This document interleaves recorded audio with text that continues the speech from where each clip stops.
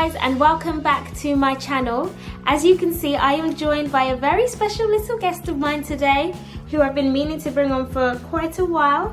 Do you want to come and say hi? Or do you want to hide down there? This is Mr. Elijah. Say hi, Elijah. Say hello. Guys, he has me talking about 8 octaves higher. It's actually quite annoying, isn't it? You don't find it annoying, do you? To other people, yeah, it is. If you guys follow me on Snapchat, you will know how obsessed I am with this little man. As in, I don't even think I snap myself anymore. I just snap him 24/7 all the time. Because I love you. He keeps me so busy, so entertained, and honestly, I'm not exaggerating when I say there is never a dull day with him. Mwah. I just want to start by saying thank you so much, guys, for all the love and support you guys have shown throughout this period of pregnancy and with the birth vlog and everything, for all your well wishes and your prayers and your comments and messages. Thank you guys so much for all the support. Honestly, hubby and I really appreciate every single one of them. Thank you. But today, since he's 12 weeks, I thought I would come in and do 12 things I've learned, or 12 things I've experienced in my 12 weeks of being a new mummy. So I'm going to share some of those points with you today, and he's going to help me out. Hopefully he behaves himself and he just sits here quietly. But I hope you guys enjoy this video. Mwah. Point number 1, time flies.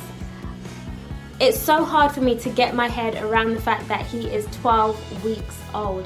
As in, it feels like just yesterday I was in that hospital giving birth to him. I don't know where 12 weeks have gone, and to be honest, he's at a great phase where he's learning how to coo, make sounds. He's becoming a bit more playful now, and as much as I can't wait for him to grow and to talk and to crawl and all those amazing milestones, I'm learning how important it is to cherish this precious moment now whilst they're this small, because they grow like that. To think he's not even a newborn anymore, like, it's crazy. They grow so fast, and I've just learned the importance of being present in the moment and enjoying it whilst you can.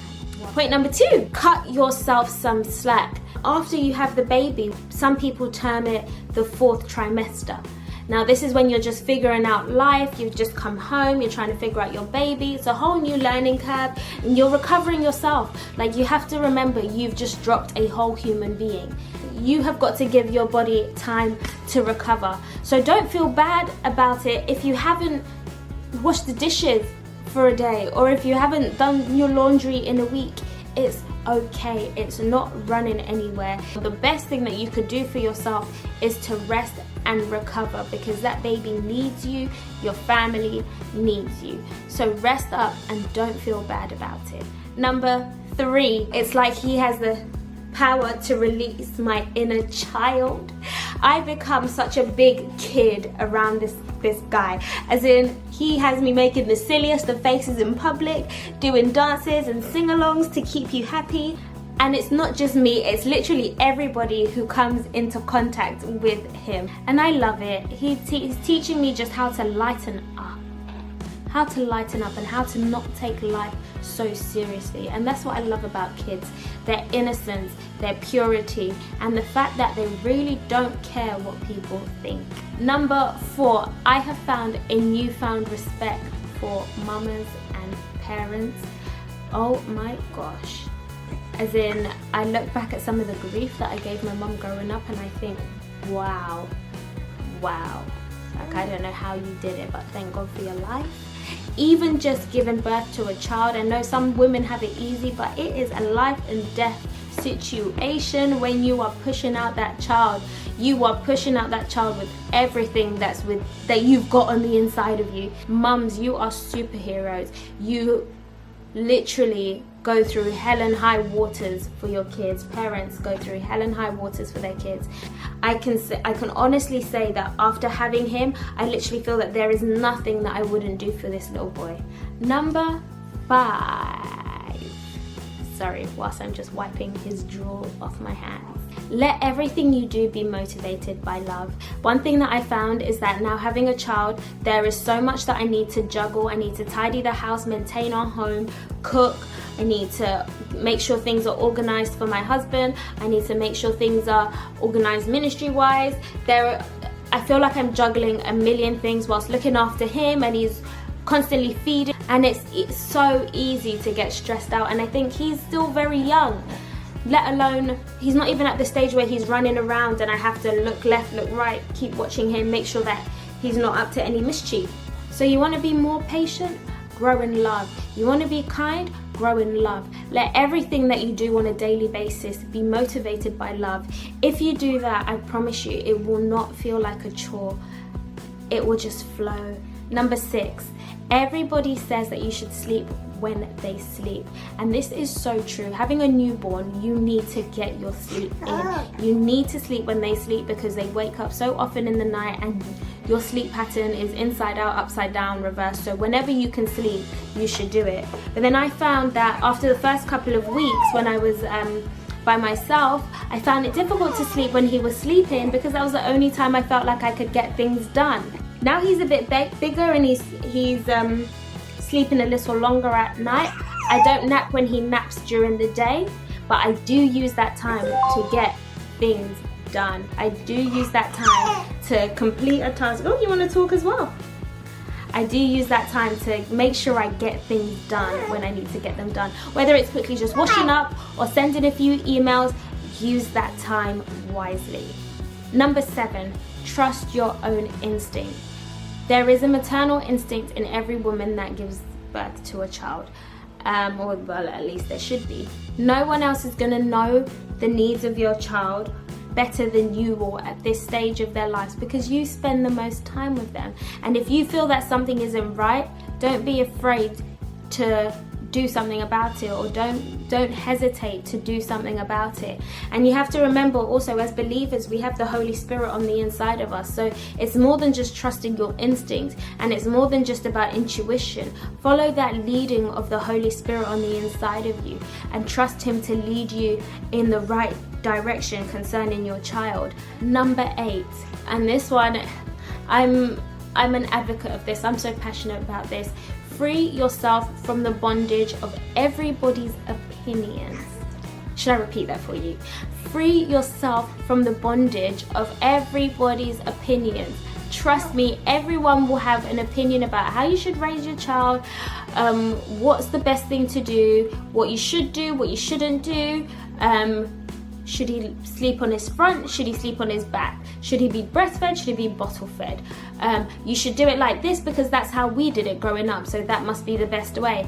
Everybody will have something to say. At the end of the day, you have to figure out, every baby is different. You have to figure out what works best for your baby and your family. Along with this point, I just want to say, and stop comparing yourself to others, especially other mums. I think we've been in a baby booming season where everybody, well, I know so many people who have just popped babies, and I guess it's so easy when you're all at similar stages to want to compare yourself. But so-and-so's baby is sleeping through the night. How come my baby isn't sleeping through the night? Or so-and-so's baby goes 5 hours without needing a second feed. How come my baby only goes 2 hours?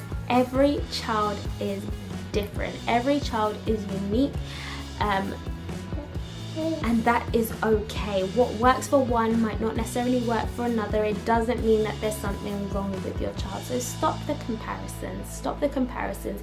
You're probably doing an absolutely amazing job. Number 9, there are 2 types of learning: theory and practical. Before I gave birth, I read. I read articles, I read books, I read magazines, I read blogs, everything pertaining to childbirth and parenting. And that in itself is great, it's good, it's necessary, it prepares you beforehand, but nothing quite prepares you like the practical itself. Having the child right in front of you, figuring out what works, what doesn't work, applying that theory, seeing if it works for you. If it doesn't work, fine. You have to take everything with a little pinch of salt. Not everything is going to be suitable for your baby. Oh, excuse you. But you will figure out what works for you. Number 10, your libido will change. Now, whether it goes up or whether it goes down, depends on the person, but majority of people after giving birth, their libido tends to drop. Don't get me wrong, I have had friends who have given birth and they're like, yep, I am ready to jump right back. Sorry, did I scare you? And they're like, yep, I am ready to jump right back on the saddle and get things going again. But then there are some who are like me, who are a bit more like, wow, I have just gone through a grueling 16-hour labor, had a little bit of a snip down below. I have got to recover. So the thought of, doing all of that again is just a little bit daunting. And again, that's okay. You do have to give yourself time to recover. They recommend 6 weeks before you have intercourse again. Some people can only need to wait a couple of weeks or 4 weeks or whatever. You and your partner have to talk about this and kind of figure out what's best for you, what's best for your body as well. You should never ever feel pressurized into feeling like you have to go back into it if your body doesn't feel healed or ready to do so. At the same time, for all my Christian women out there, the Bible does say the wife does not have authority over her own body, but she yields it to her husband. Likewise, your husband does not have authority over his own body, but he yields it to his wife. So there is a thing of meeting each other's needs. So your body ain't your own, honey. As soon as you feel like you're ready, don't hold him back. Because there are some women who will use this postpartum period as an excuse to not get back in the sack for 1 month, 2 months, 3 months, 4 months, 5 months, 6 months, up to a year because they're still recovering the whole time. Really? Don't use it as an excuse. Don't deprive your husband of a good thing. And it's important to maintain that kind of intimacy in your relationship as well. I think having a child, anyway, a lot changes in the dynamics of your relationship. You have to consciously make an effort to prioritize your marriage, to create time and to find the energy to love one another. But to keep that intimacy in your relationship, you have to be proactive about it. Number 11, parenting isn't easy. It takes grace. It takes a whole new level of strength and commitment, but you will get there. It's a new journey you're discovering, but just take each day as it comes and don't feel bad if you don't have everything figured out initially. You will get there. And finally, number 12, your life will change, but it will change for the absolute better. I can't imagine where I would be right now in life without this little man. He brings me so much joy, as in my heart smiles every single day when I look at him, and I am loving every single moment of this journey. Of course, it's had its ups and it's had its downs, but I'm excited because there's so much more to learn, and it's actually become a part of who I am. I love being a mummy. I absolutely love being a mummy. I love him, and I can't actually wait to have more children. Not anytime soon though, guys. Let's just relax on that for now. I think I'm still a tiny bit traumatized, but one day I'll have more children.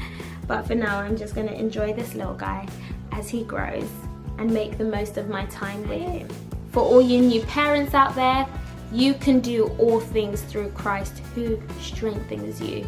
Whether you're a parent and running a business or running a ministry or working full time or whatever your occupation may be, you can do all things. God will give you the strength every day to be able to get things done.